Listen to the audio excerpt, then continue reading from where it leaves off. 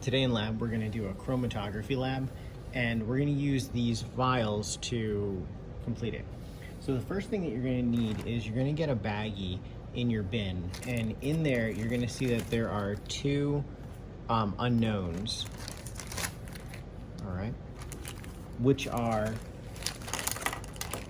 two of these four different markers. So the idea of the lab is you're going to run an experiment to see what this looks like, what this looks like, what this looks like, and then what this looks like. And then you're gonna do one of these unknowns, and the other group at your lab station is gonna do the other unknown, and you're gonna compare them. So you should be able to use the known ones to figure out the unknown. Okay, so let's go through an example of how to actually set this up.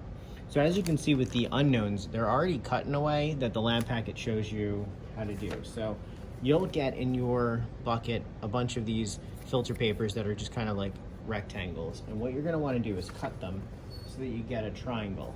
Okay, so I cut it, I have a nice little triangle here, and then we're gonna put one of the dots, and you want it to be slightly above the triangle part of it.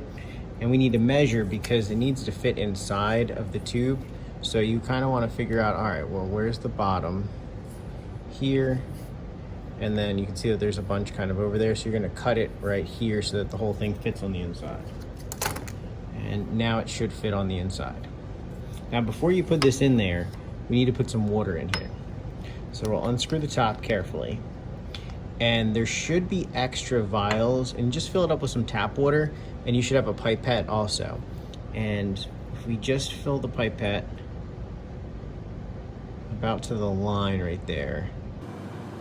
1, 2, about 3. That should be enough water. Now, what we're gonna do is we're gonna put this in there. So I'm gonna put it in there, and we can't have that dot touch the water. So we kind of put it in there. I twisted it a little to get it in there. And then the bottom can touch, but we don't want that dot to go under the water, which it's pretty far away, so it's not going to. And then we repeat this with the other one. So I'm gonna do another one as my demo. Okay, once you do all four of them, you're gonna let them sit, and you should be able to see that water is moving slowly up through here. Let me zoom in. You can see that it looks slightly darker, almost to where my fingertip is, and that's all wet, and so what's happening is water's getting pulled up, and you wanna keep an eye on that, and you wanna stop it once it gets near the top, because we're gonna need to measure how far it's going. So I'm gonna let this run for a little bit, and then we'll talk about it once it goes.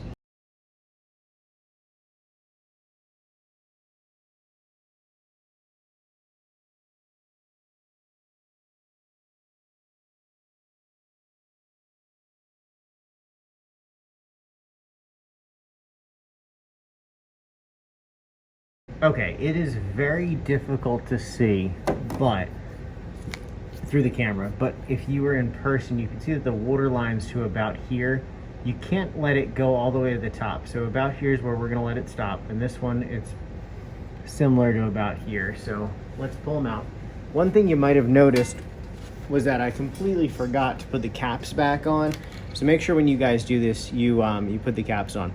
Okay, so the way to do this is you wanna very carefully take the lid off.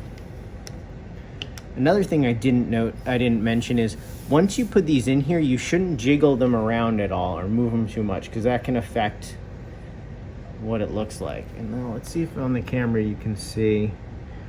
There's the water line. So here's the whole thing. Now that water line is going to evaporate very quickly. So I'm going to use pencil, because again, as you see, pen marks will travel.